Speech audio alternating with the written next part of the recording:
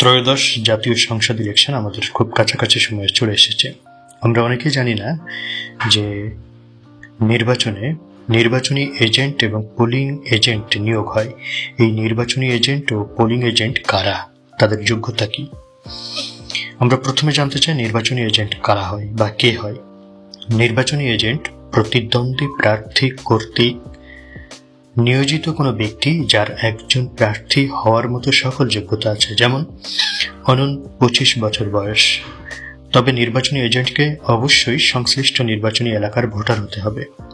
তিনি প্রার্থীর মতো সমান যোগ্যতা সুবিধা ভোগ করবেন। ভোট গ্রহণ শুরু হওয়ার পূর্বে প্রার্থীর মতো নির্বাচনী এজেন্টও ভোট কক্ষের জন্য অনধিক একজন পোলিং এজেন্ট নিয়োগ করতে পারবেন।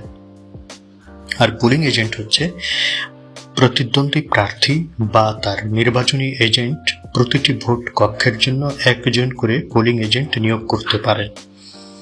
নির্বাচন যে অবাধ, সুষ্ঠু ও স্বচ্ছভাবে পরিচালিত হচ্ছে তা নিশ্চিত করতে পোলিং এজেন্টের ভূমিকা গুরুত্বপূর্ণ।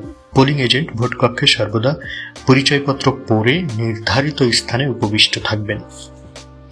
ধন্যবাদ সবাইকে।